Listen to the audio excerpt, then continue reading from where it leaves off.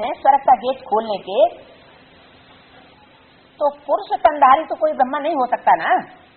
निमित्त मीडिया दादा लिखराज ने तो पहले ही शरीर छोड़ दिया, सेकेंडरी।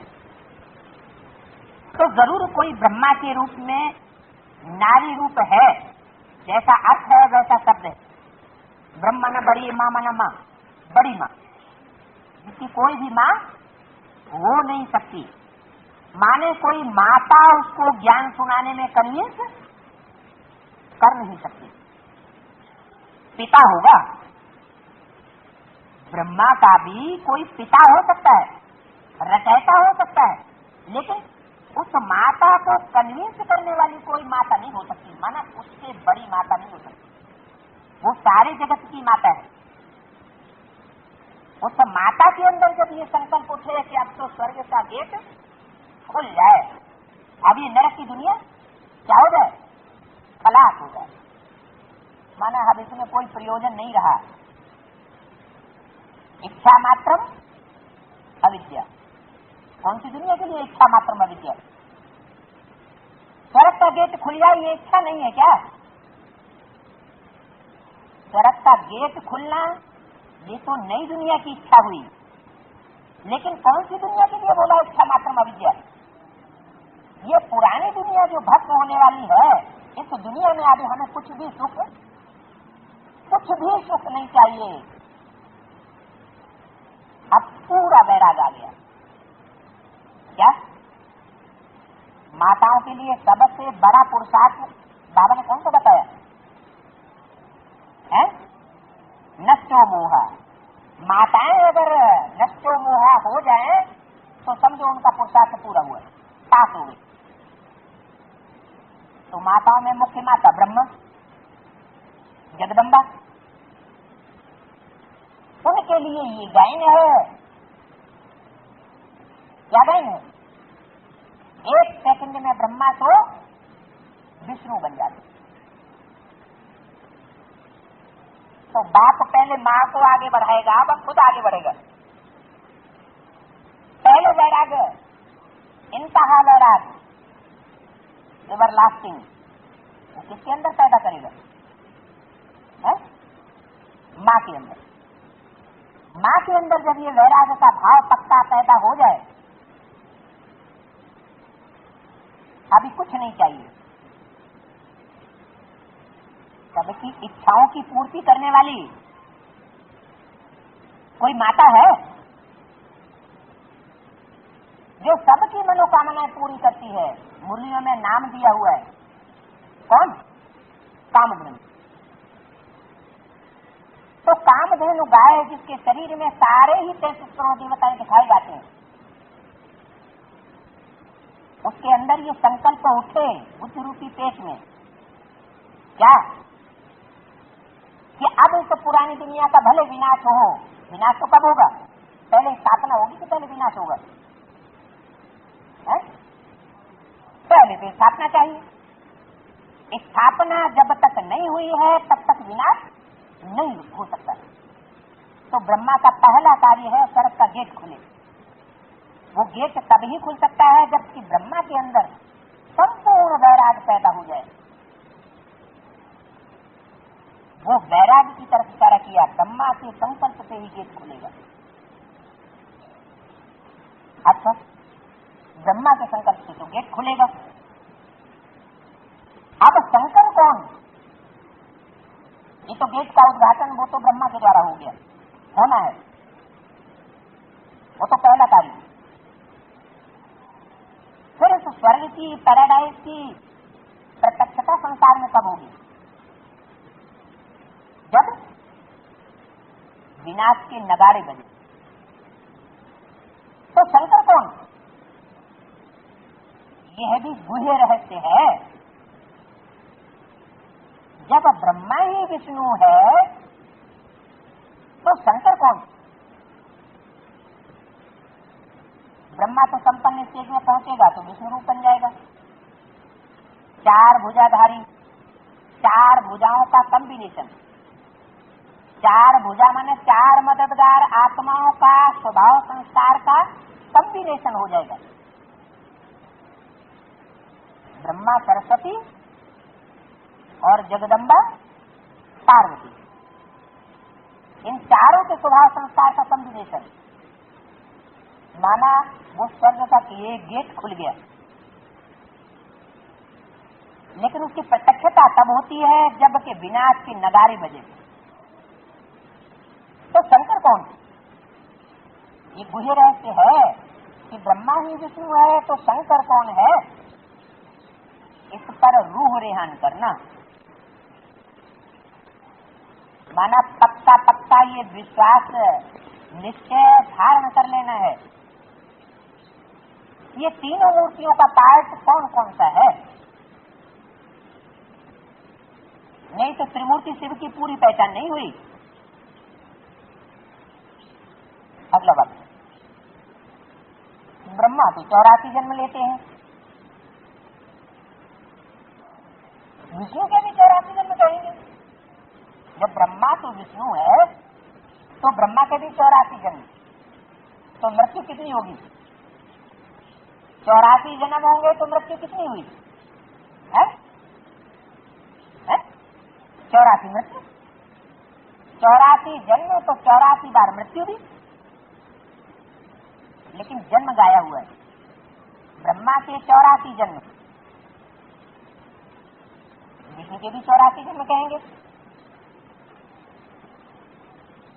शंकर के थोड़े 84 जन्म होते हैं।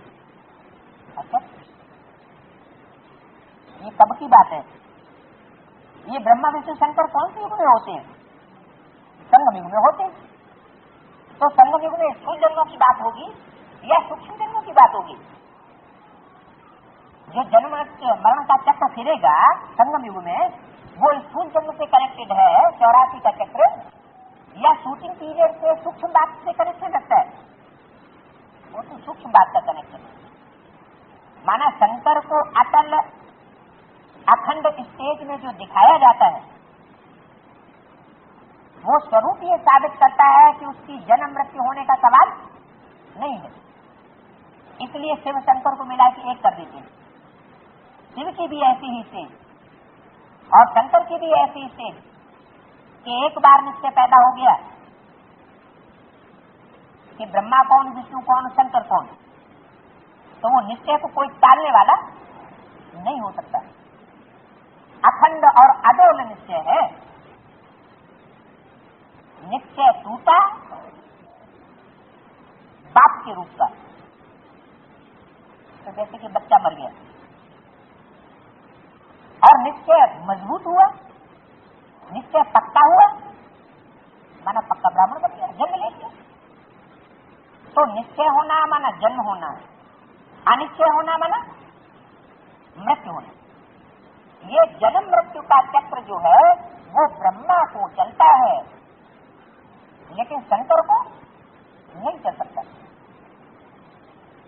ब्रह्मा के 84 जन्म होंगे, विष्णु के भी 84 जन्म होंगे, माना उतरती चढ़ती कला किसकी होगी? जो भी ब्रह्मा या विष्णु के पासधारी हैं, जो भी मूर्तियां हैं, उनके होंगे। वो अप एंड डाउन की स्टेज में आ सकते हैं, लेकिन शंकर नहीं आ सकता। शंकर के थोड़े 84 जन्म होते हैं। जो उनको गुरु की दरकार हो, गुरु किस लिए? गुरु किस लिए किया जाता है? गुरु करने का मकसद क्या होता है? गति, सदगति प्राप्त करना। तो पहली गति सदगति मन बुद्धि की होगी या शरीर से हो जाएगी? पहले तो मन बुद्धि रूपी आत्मा स्थिरियम बने। चाहे जैसी स्थिति आए, चाहे जैसी परिस्थिति आए, चाहे जैसी समस्याएं आए, वो गुरु से ऐसी पढ़ाई पढ़े जो दुख का अनुभव न करे, सुख का अनुभव करे, शांति का अनुभव करे। सुख शांति स्वरूप आत्मा होगी तो दूसरों को भी सुख शांति का अनुभव करा सके। खुद ही नहीं होगी तो दूसरों को भी हड़कंप पैदा करेगी, दूसरों को भी उद्वेग पैदा करेगी, अशांति पैदा करेगी, और खुद भी अशांत होती है। खुद भी हिलेंगे और साथ साथ जो दूसरे संगी साथी होंगे वो भी उस वाइब्रेशन में आ जाएंगे। इसलिए बोला शंकर के थोड़े ही 84 जन्म होते हैं जो उनको गुरु की दरकार रहे, माने उनको कोई रास्ता बताए शंकर को कि गति सदगति कैसे होनी, आत्मा गतिशील कैसे हो, ठहरती कला से चलती कला, चलती कला से उड़ती कला कैसे हो। इसके लिए उनको कोई गुरु की दरकार नहीं है। दरकार किनको है? ब्रह्मा को और विष्णु को दरकार है।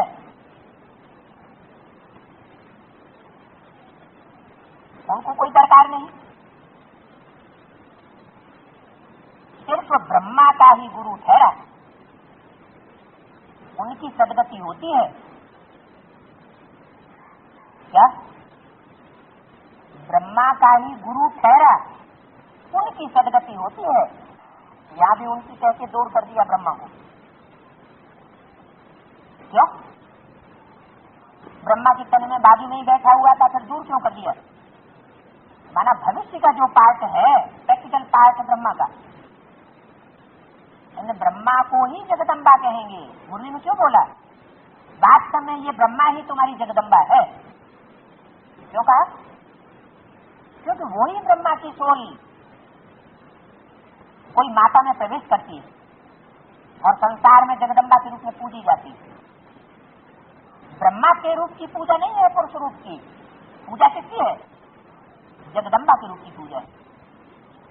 मंदिर बनते हैं, मूर्तियां बनती हैं, मान्यता होती है, तो उनकी सदगति हो।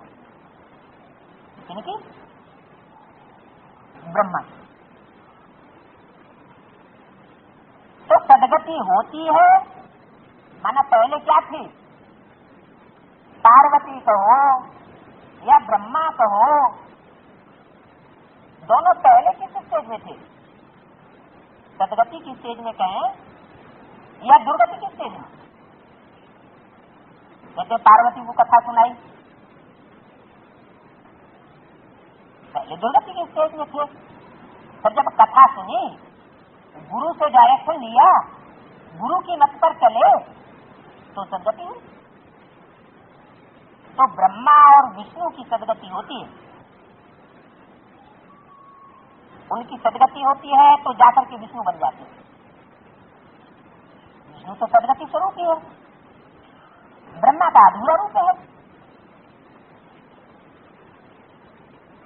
अगला बात, जो जो मैंने काम किए हैं वह नाम रख दिए हैं। कौन सा ग्रंथ है जिसमें उनके ढेर सारे चरित्र दिखाए हुए हैं? आजकल सीरियल कौन सा चल रहा है टीवी में? शिव महापुराण और ओम नमो शिवाय। तो जो जो मैंने काम किए हैं भक्ति मार्ग में, वो मेरे काम के आधार पर मेरे नाम रख दिए। कहते हैं हर हर महादेव। तो देव कैसा? महादेव, छोटा मोटा देव नहीं, देवताओं में सबसे बड़ा देव देव महादेव कहते हैं। देव ब्रह्मा, देव विष्णु और उनसे भी ऊपर महादेव। और किस आधार पर बना? हर हर, हरण कर लेता है पापों का, उसके बगैर पापों का हरण हो नहीं सकता। सभी के दुख काटने वाला है, लेकिन वह भी मैं ही हूं। क्या? दुखों का हरण करने का काम भी मैं करता हूं। मैं माना कौन? सिर्फ ज्योति बिंदु ही उसमें प्रवेश करके वो दुखों को काटने का काम करता है, शंकर नहीं। शंकर भी मेरी प्रेरणा से सर्विस पर हाजिर है। हाजिर है वो सूक्ष्म वतन में हाजिर है, मेरी प्रेरणा से। मैंने उसको प्रेरणा दी है। अरे मुरली में तो कहते हैं मैं प्रेरणा से कोई काम नहीं करता हूं, मैं प्रेरणा देता ही नहीं। फिर यहां क्यों बोला मेरी प्रेरणा से हाजिर है? हाजिर नाजिर किसे कहा जाता है? सन्मुख होने कोई, साकार रूप से होने कोई हाजिर नाजिर कहा जाता है। नाजिर माने नजर से देखना, नजर से दिखाई पड़े तो नाजिर। तो वो मेरी प्रेरणा से हाजिर है, माना ये प्रेरणा का कार्य जो है वो सामान्य किसी और दूसरी आत्मा को डायरेक्ट सेवा नहीं देते। क्या वो सिर्फ एक ही सोल का कार्य है जो डायरेक्ट शिव ज्योति बिंदु की प्रेरणा को पकड़ पाता है। इसका क्या प्रूफ? इसका प्रूफ क्या है कि वो एक ही पकड़ पाता है, दूसरा नहीं पकड़ पाता? कैसे माने? 100% क्या? ये कोई प्रूफ नहीं है, ये याद तो देखी नहीं जा सकती, ये तो गुप्त चीज है। क्या जोर तो बोला? खुद फुल बैगर बनता है। फुल बैगर तो 108 जो भी है वो सब फुल बैगर जब तक नहीं बनेंगे तब तक फुल प्रिंट नहीं बनेंगे। वो तो सभी का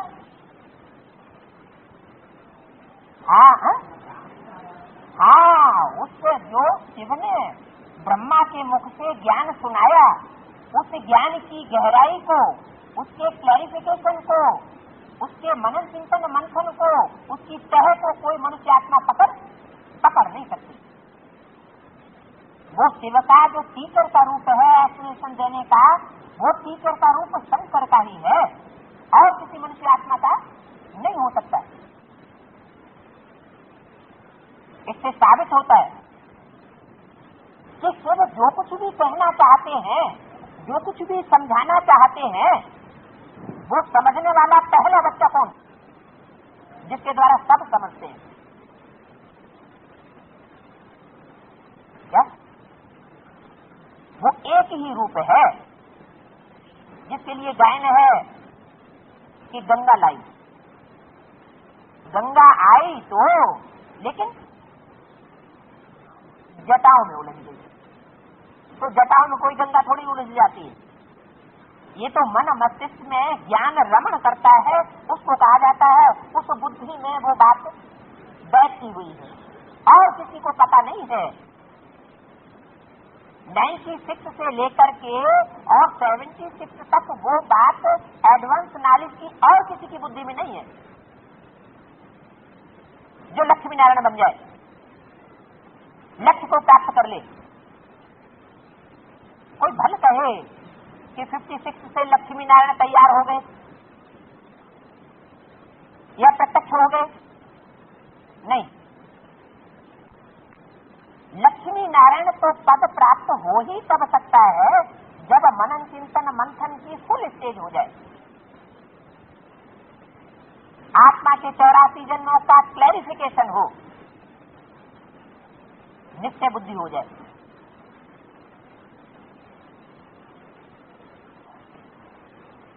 तो प्रेरणा लेने का कार्य डायरेक्ट शिव से सिर्फ एक सोल का है। वो सोल ही परमात्मा बाप की बताई हुई गहराई की बातों को पूरा समझ सकती है और वही कार्य में ला सकती है। वही बाप टीचर सदगुरु का रूप बन सकती है, दूसरी कोई मूर्ति नहीं बन सकती। ब्रह्मा को तो बेबी बुद्धि बोला है, जो ब्रह्मा को वो बेबी बुद्धि बोला है, बच्चा बुद्धि, वो मुरली की गहराइयों को पकड़ सकता है क्या? नहीं, पकड़ा होता तो विनाश की बात का उल्टा अर्थ निकाल करके बाहर की दुनिया में उस बात को नहीं फैलाया जाता कि 76 में दुनिया का विनाश, बाहर की दुनिया का विनाश हो जाएगा। तो असली बात जो है वो एक ही आत्मा की बुद्धि में बैठती है और वही सारी बात को क्लैरिफाई करती है। वही टीचर का परम टीचर, परम सदगुरु, परम बात का पाठ बजाने वाला स्वरूप है। इसलिए बोला ये दो बातें भिन्न हो जाती हैं।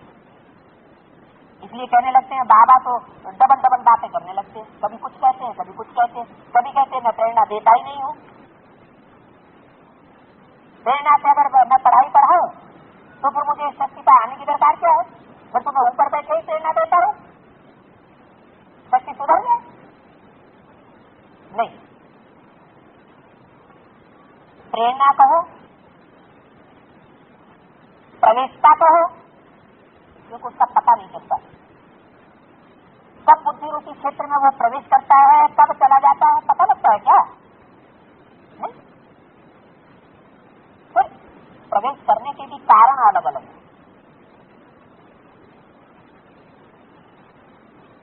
प्रवेश तो 108 में भी होता है।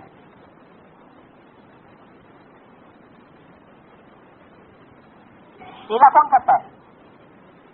मनुष्य आत्मा सेवा करती है जो तमो प्रधान बनी पड़ी है, या बाप दादा की स्वयं आत्मा प्रवेश करके सेवा करती है? सेवा का कार्य कौन करता है? मनुष्य आत्मा समझ लेती है हम सेवा करते हैं।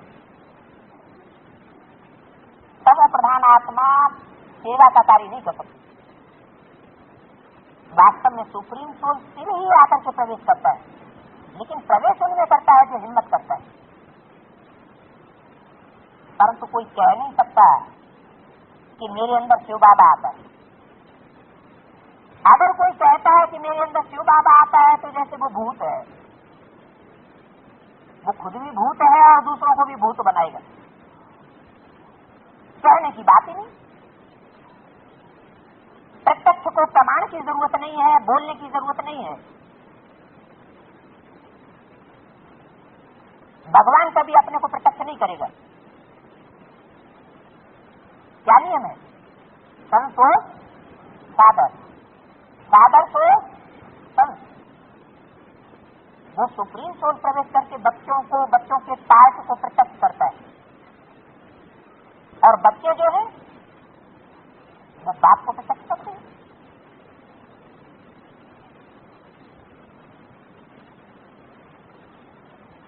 तो शंकर भी मेरी प्रेरणा से सर्विस पर हाजिर है, और ब्रह्मा भी मेरी प्रेरणा से सर्विस पर हाजिर है। लेकिन अंतर क्या है? माना 3 मूर्तियों में 2 मूर्तियां हैं जिनमें वो प्रवेश करता है। एक में टेम्पररी रूप में और एक में एवरलास्टिंग रूप। जब तक सृष्टि का परिवर्तन पूरा न हो जाए तब तक आदि तो अंत।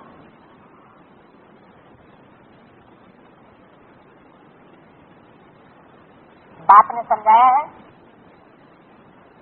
शंकर का इतना पार्ट नहीं है, पार्ट भी है नहीं, इतना पार्ट नहीं है, वह नेक्स्ट टू शिव है। क्या बोला आगे? तो पार्ट भी है नहीं, फिर भी नेक्स्ट टू शिव है। क्या बात हुई? कुछ करे धरे भी नहीं, और शिव बाबा के बाद नंबर भी ले ले। ये कैसे हो सकता है? अरे जो करेगा तो भरेगा, जो जितना करेगा वो उतना भरेगा। करना भरना कुछ नहीं और प्राप्ति पूरी कर ले, ये कैसे हो सकता है? तो वंडरफुल बात हो गई। किस आधार पर? है? कोई आधार तो होगा ना। अरे इस वंडरफुल बात का भी कोई आधार होगा कि नहीं होगा? हाँ, जाहिर है योग बल से विश्व की बात चाहिए, ऐसे का धारणा के बल से विश्व की बात चाहिए। वो देवताई धारणा नहीं दिखाता संसार में, वो बाप का पार्ट है। सबसे जाति ग्लानि ब्रह्मा की होती है या विष्णु की हुई है शास्त्रों में, या बाप की हुई है? बाप की सबसे जाति ग्लानि, उसके बाद नंबर 2 की ग्लानि होती है ब्रह्मा की। तो जिसकी ग्लानि होती है वो ग्लानि की परवाह नहीं करता, जैसे कि उसके कान ही नहीं, जैसे कि उसको आंख ही नहीं है, इंद्रियां है ही नहीं, होते हुए भी जैसे न होती हुई, तो उसको लिंग बनाई दिया। माना कोई भी कर्मेंद्रिय से कर्म नहीं करता, पाठ ही नहीं, पाठ कर्मेंद्रिय से बजाया जाता है या मन से बजाया जाता है। रंगमंच पर, स्टेज पर पाठ किस आधार पर चलता है? कर्मेंद्रियों के हलन चलन के आधार पर पाठ प्ले होता है ना। लेकिन वो ऐसा पाठधारी है जो कर्मेंद्रियों के द्वारा पाठ जैसे बजा पाई, इसलिए लिंग रूप में दिखाया हुआ है। मंदिरों में यादगार है सिर्फ उस रूप की, बाकी किसी रूप की यादगार नहीं। शंकर की यादगार है, शंकर के चित्र की, लेकिन मंदिरों में शिवलिंग को ही बीच में दिखाया जाता है और उसमें सभी देवताओं की मूर्तियां रखी हुई है, छोटे बड़े देवताओं की, और उसमें महादेव की भी मूर्ति रखी हुई है। तो मुख्य पाठधारी कौन हुआ? वो बीच वाला शिवलिंग जो दिखाया गया निराकार, वो हुआ या शंकर हुआ? शंकर का इतना पाठ ही नहीं। कर्मेंद्रियां दिखाई जरूर गई हैं, लेकिन उसका पाठ कहा इतना नहीं। फिर भी नेक्स्ट शिव है, तो आधार क्या हुआ नेक्स्ट शिव होने का? एक बात दूसरा न बोले। अगर ऐसी अव्यभिचारी याद की स्टेज है जिसमें और किसी का कोई लगाव साबित न हो, तो वो विश्व की बादशाही प्राप्त कर लेता है। हिटलर हो, नेपोलियन हो, बड़े से बड़ा दुनिया का सम्राट कोई क्यों न रहा हो, लेकिन सारे विश्व के ऊपर कोई राजाई प्राप्त नहीं कर सका, क्योंकि कुछ न कुछ देह अभिमान रहा, बाहुबल रहा। वो बाहुबल से विश्व की बादशाही नहीं प्राप्त की जा सकती। वो सिर्फ योग बल ही है, जिसके लिए एक शंकर के लिए गायन है। योग बल से सारे विश्व की बादशाही प्राप्त की। लक्ष्मी नारायण के लिए गायन है सारे विश्व के ऊपर बादशाही का। लक्ष्मी नारायण का भी गायन नहीं, क्योंकि लक्ष्मी नारायण भी राज्य करेंगे तो कहां करेंगे? 500 करोड़ के ऊपर, सारे विश्व के ऊपर, या सिर्फ स्वर्ग में? तो स्वर्ग में उनकी राजाई होगी। 108 श्रेष्ठ आत्माओं के ऊपर दिखाया गया जो दिव्य गुण धारण करती है, लेकिन 500 करोड़ मनुष्य आत्माओं के दिल और दिमाग पर चढ़ जाए, वो सिर्फ एक ही रूप गाया हुआ है। दूसरे धर्म के लोग भी आदम ईव को मानते हैं, आदम हवा को मानते हैं, आदिनाथ आदिनाथनी को मानते हैं, जो सत्य के आदि पुरुष हैं।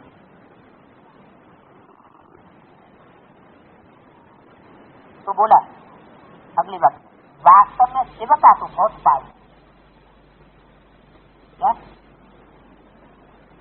ब्रह्मा का पाठ है, विष्णु का पाठ है, शंकर का तो पाठ जैसे है ही नहीं, इतना पाठ नहीं है, शंकर का कोई पाठ नहीं, ऐसे बोला।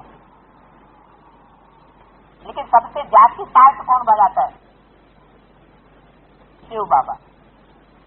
शिव का तो बहुत पाठ है, पढ़ाते हैं। सबसे बड़ा पाठ कौन सा?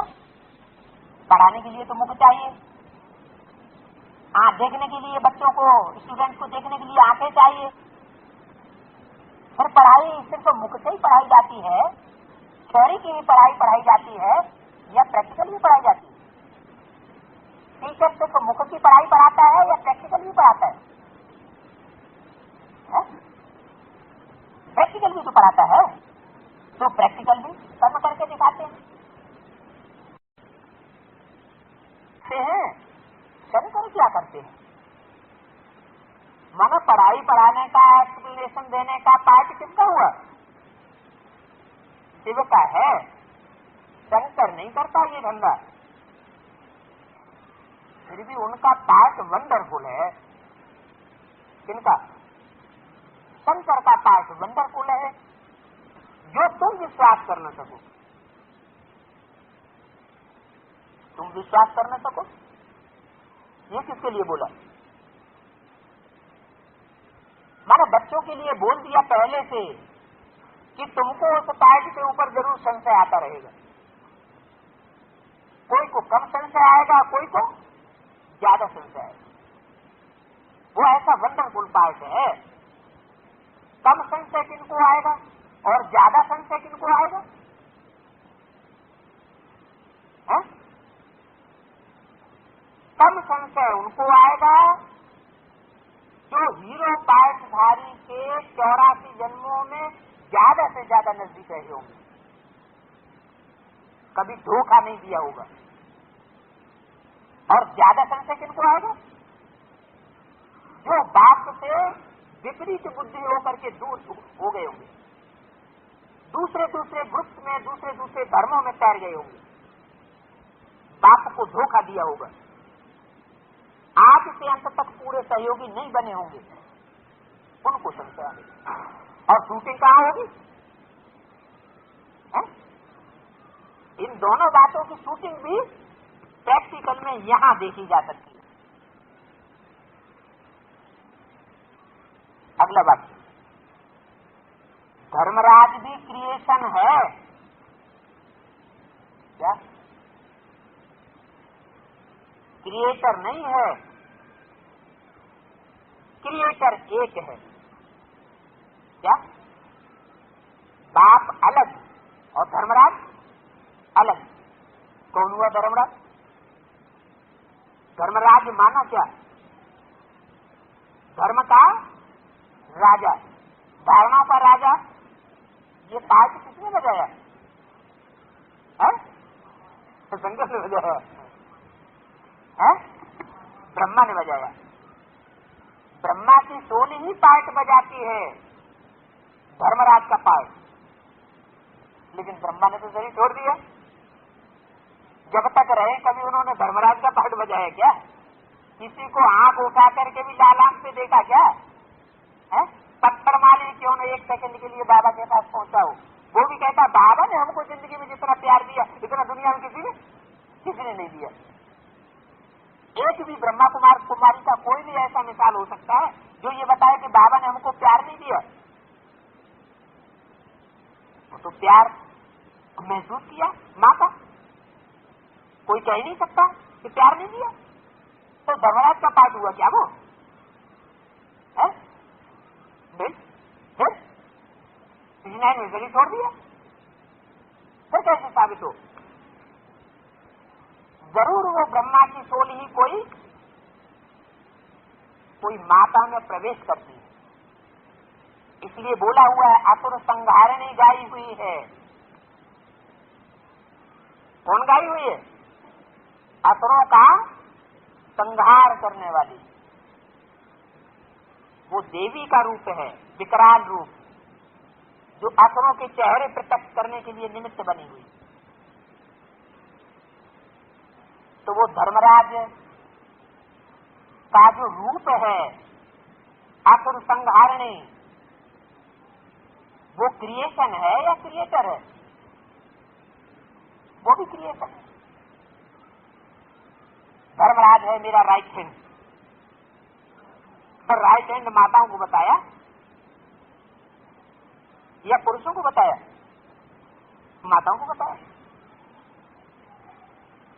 धर्मराज भी क्रिएशन है। और फिर आगे क्या बोला? यादवों का हेड है शंकर। धर्मराज क्रिएशन है और यादवों का हेड है शंकर। महाभारत में, भागवत में यादवों का हेड किसको दिखाया है? कृष्ण को। कृष्ण को भगवान के रूप में दिखाया है। और यहां बाबा साबित ये कहते हैं कृष्ण भगवान है ही नहीं। भगवान कौन है? भगवान कृष्ण नहीं है। कृष्ण तो बच्चा है, रचना है। वो तो ऐसा पाठ बजाता है जिसमें कौरव और कीचक मालिक सब मात खा जाते। वो रचना है, वंडरफुल रचना है बाप की, वो भी रचयिता नहीं है। रचयिता बाप का जो रूप है उसके लिए क्या बोला यादवों का हेड है शंकर। यादवों का हेड क्यों? पांडवों का हेड क्यों नहीं बताया है? पांडवों को चलाने वाला कौन था? पांडवों को कौन चलाता था? कृष्ण चलाता था। और यादवों का हेड कौन था? कृष्ण। तो शास्त्रों में दोनों को एक दिखा दिया है। मुरली में भी बोला है नेक्स्ट टू शिव है शंकर, फिर दूसरी मुरली बोला नेक्स्ट टू शिव है कृष्ण, तीसरी मुरली बोला नेक्स्ट टू शिव है प्रजापिता, चौथी मुरली बोला नेक्स्ट टू शिव है लक्ष्मी नारायण। तो कौन हुआ?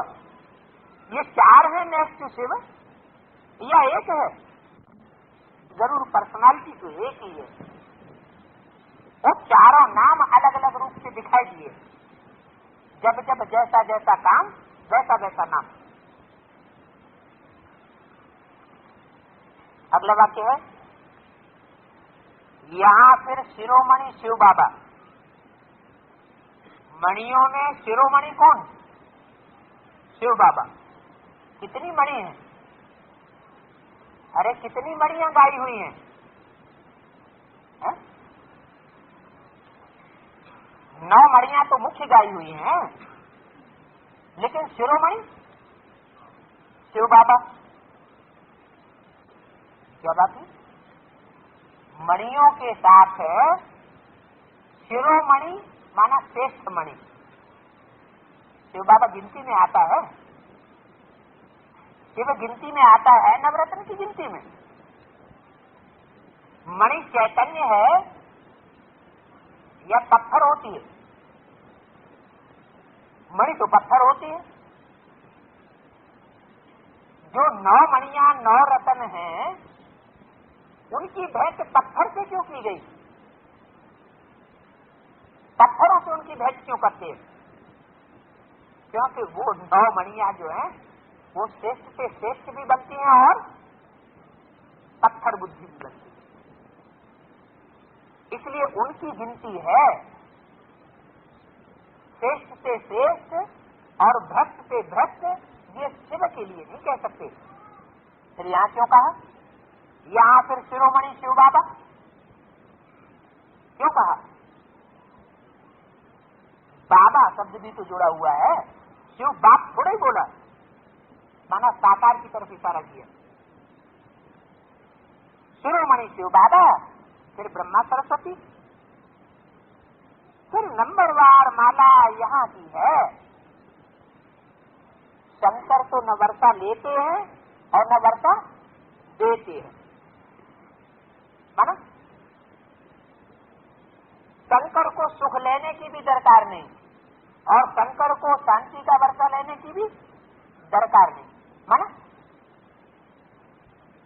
जो है ही उस स्वरूप में स्थित, उसको लेने की दरकार होगी। शंकर को पतित बताया है क्या? जब पतित है ही नहीं, है ही पावन।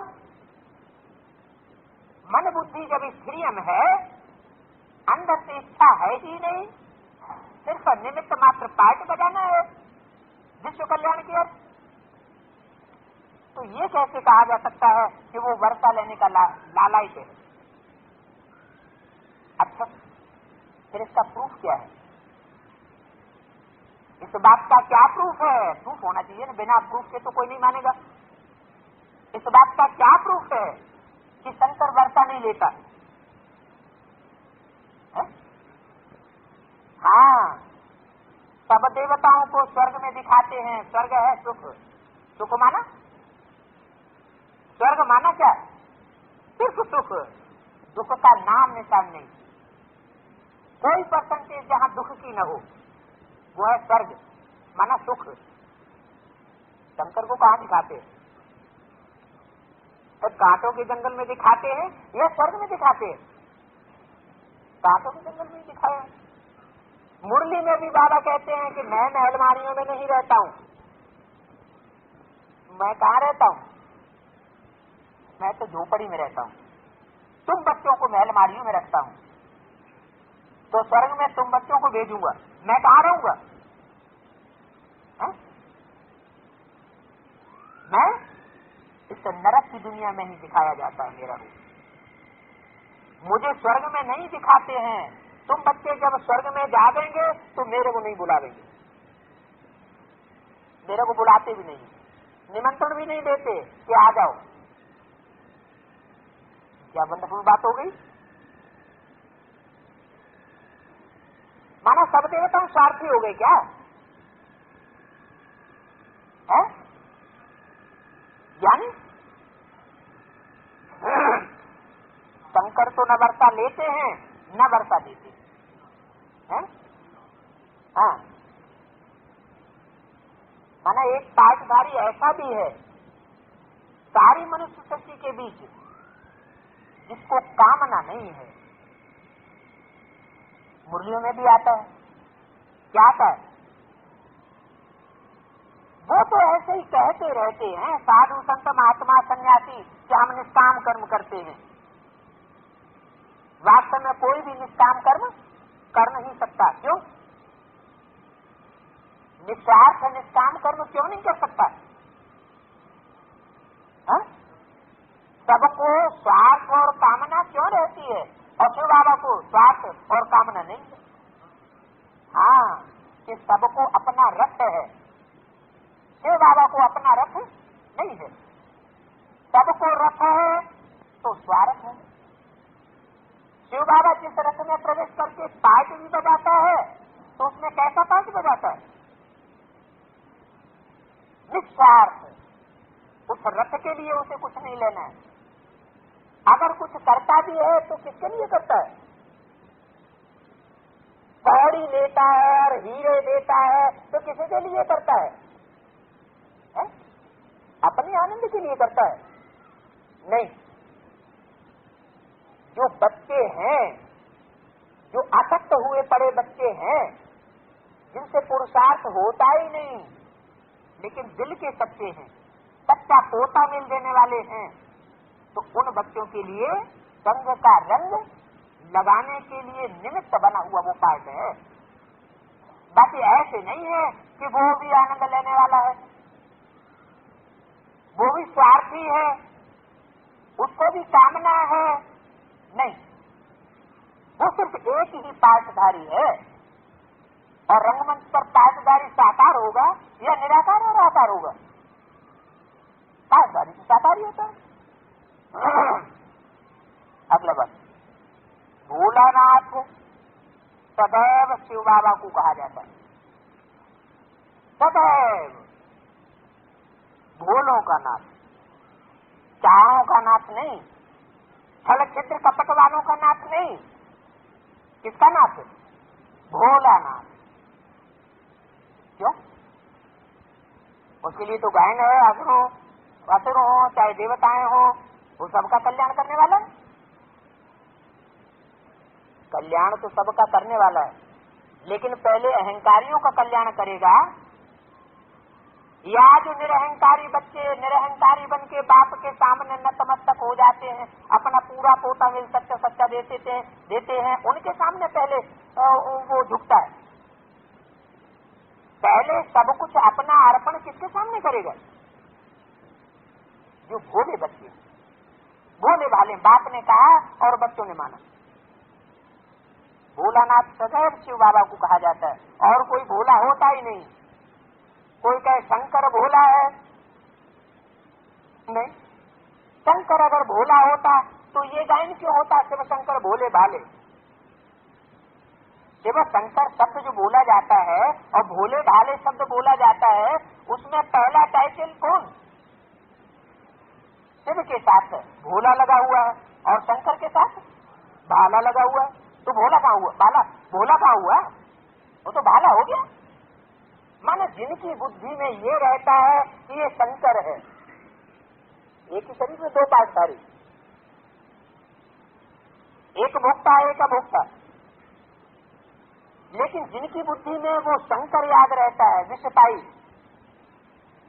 उसके विष का ही आलोड़न करते रहते हैं बुद्धि से।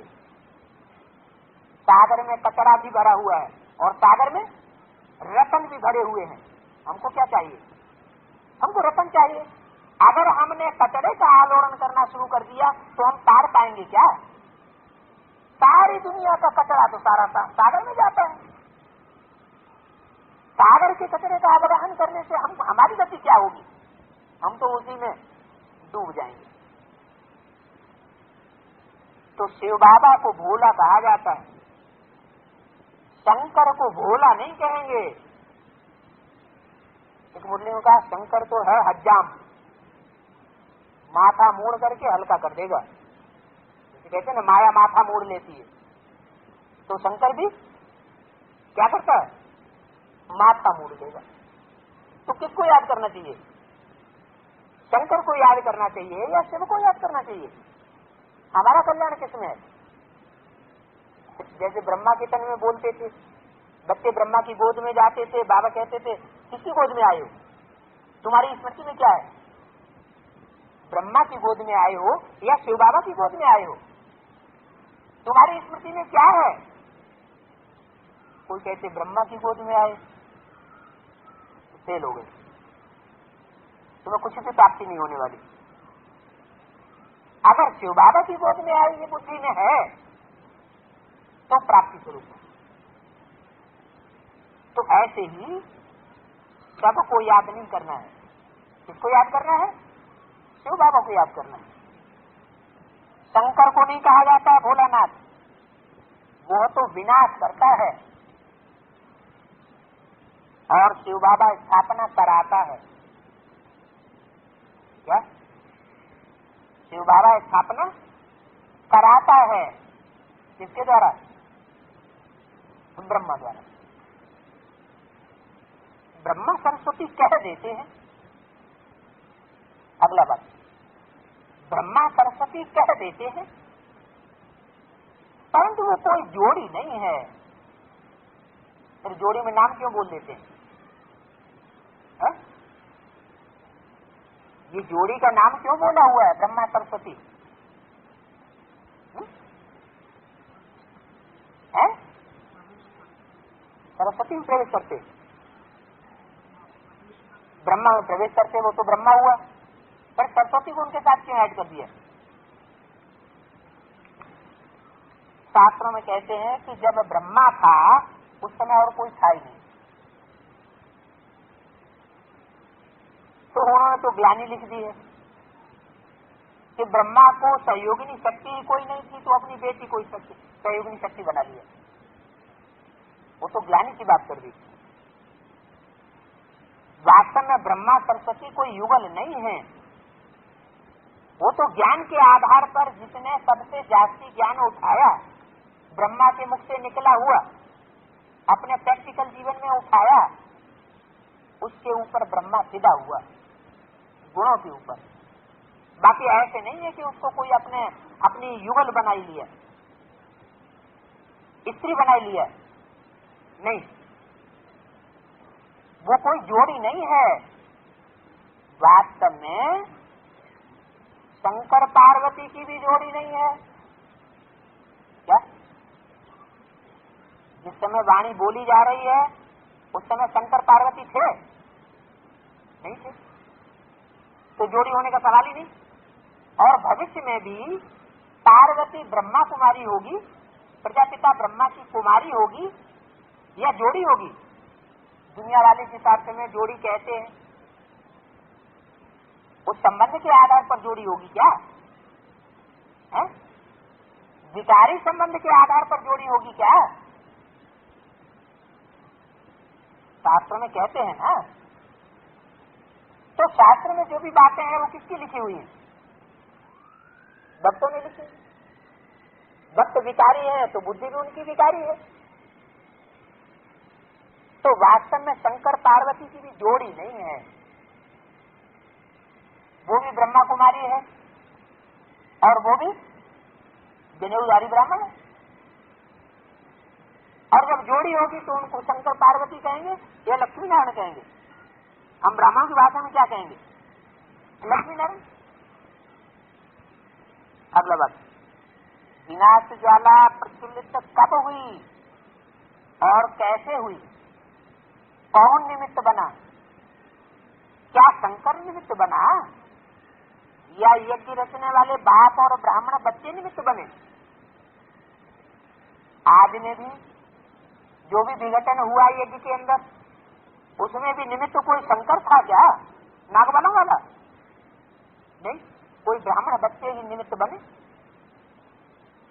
जब से स्थापना के कार्यार्थ यज्ञ रचा, तब से स्थापना के साथ साथ यज्ञ कुंड से विनाश की ज्वाला भी प्रकट हुई यज्ञ के आदि में।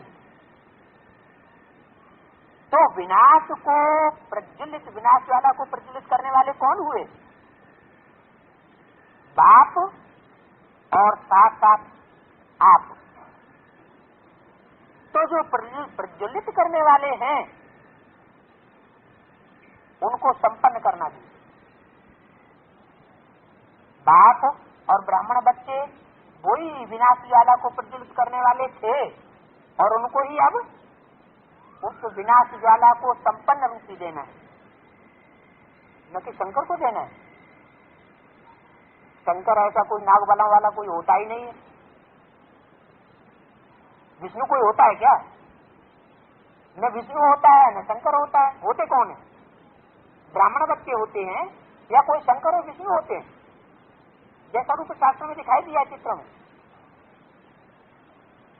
तो जो प्रज्वलित करने वाले हैं उनको संपन्न भी करना है, न कि शंकर को। आज में ही यज्ञ के अंदर तो इन्होंने क्लैरिफिकेशन दे दिया, ये महावाक्य में नहीं है, साफ किया है। आज में ही यज्ञ के अंदर दो प्रकार के ब्राह्मण उत्पन्न हो गए, एक विश्वामित्र वशिष्ठ जैसे दैवी संस्कारों वाले ब्राह्मण तथा दूसरे रावण कुंभकर्ण जैसे आसुरी स्वभाव के संस्कारों वाले ब्राह्मण। इस बात से इसका कोई कनेक्शन ही नहीं। माना ये साबित करने के लिए कि शंकर जो ब्राह्मण है वो कैसा ब्राह्मण है? आसुरी संस्कारों वाला ब्राह्मण। अगला बात, जब अंत में एकजुट संगठित माला के रूप में 100 सहयोगी देखने में आवेंगे, ये भी मुरली का पॉइंट तो नहीं है। संजीवनी पेज 51 लिखा है, जब अंत में एकजुट संगठित माला के रूप में 100 सहयोगी देखने में आवेंगे, तब तो अवघड़ वरदानी शंकर का पार्ट ही समाप्त हो जाएगा। फिर तो सहस्त्र भुजी विराट रूप विष्णु देखने में आवेगा। ये गुप्त साधारण फकीरी पार्ट गुम हो जाएगा। गुम हो जाने का अर्थ क्या लगाया कि दुनिया में रहेगा ही नहीं। बाबा का अर्थ है कि जो अभी साधारण रूप देखने में आता है, साधारण माना साकार रूपधारी, वो साकार रूपधारी लोप हो जाएगा और निराकारी स्टेज वाला, जैसे धर्म पिताओं की स्टेज दिखाई गई है निराली, ऐसा रूप देखने में आवेगा। तुरीय रूप देखने में आवेगा, पर्सनालिटी ही बदल जाएगी। इस बात अगले वाक्य में लिखा है, शंकर का पार्ट प्रैक्टिकल तो बजना है। शंकर का पार्ट प्रैक्टिकल तो बजना है, लेकिन शक्तियां ही संहार का पार्ट बजाती हैं, शंकर को नहीं बजाना है। शक्तियों को संहारी रूप धारण करना है। लिखते भी जा रहे हैं, छपाते भी जा रहे हैं, लेकिन समझ नहीं रहे हैं कि आखिर ये क्यों लिखा है, कैसे संहारी रूप धारण करना है। अगला बात, एक परमात्मा को ही पतित पावन कहा जाता है। एक परमात्मा को ही पतित पावन कहा जाता है। मुरली का वाक्य बोला गया है शंकराचार्यों के लिए, सन्यासियों के लिए, जो शिवो हम कह के बैठ जाते हैं। एक परमात्मा को ही पतित पावन कहा जाता है, तुम फिर अपन को भगवान कहते हो,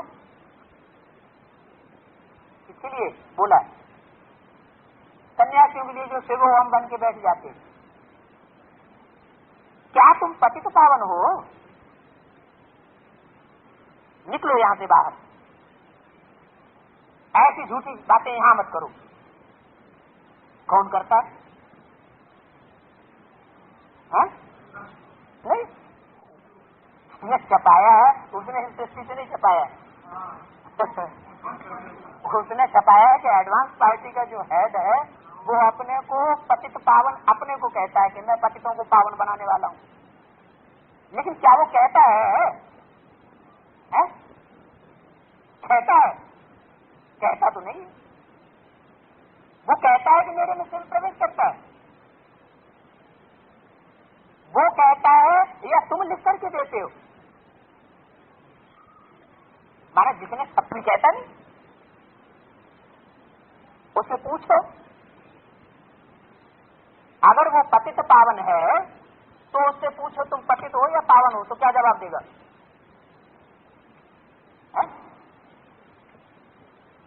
वो क्या जवाब देगा?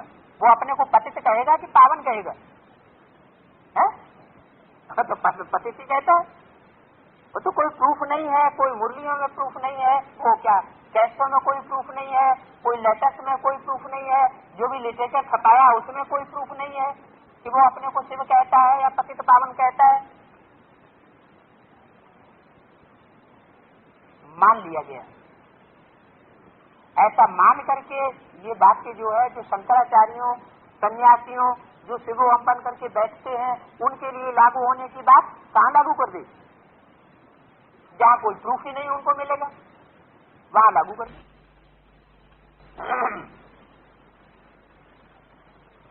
दो तीन वाक्य और हैं इसमें। सबसे बड़ा पाप है एक दो को विष पिलाना, पतित बनाना। सबसे बड़ा पाप है एक दो को विष पिलाना। विष किसे कहा जाता है?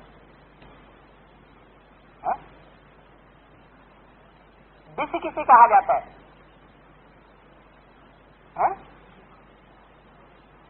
विष पराई स्त्री को सेवन करना विष कहा जाता है। इसको विष कहा जाता है। पराई स्त्री को या पर पुरुष का सेवन करना दुनिया में उसको विष कहते हैं। इसके अलावा भी जो भ्रष्ट इंद्रियों से कर्म होता है और निस्तेज स्थिति बन जाती है, शक्ति क्षीण हो जाती है, वो भी विष पिलाना है। लेकिन यदि अमोघ वीर्य है तो उस स्टेज को विष पिलाना कहेंगे? मूत पीना और पिलाना कहेंगे?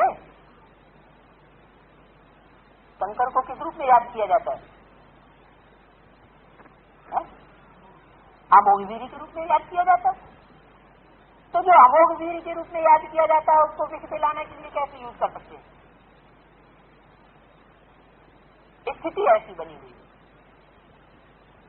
वो सामान्य स्थिति औरों की नहीं हो सकती। इसलिए उस पाठधारी के रूप में उसको कहा जाता है एवर प्योर। वो एवर प्योर की यादगार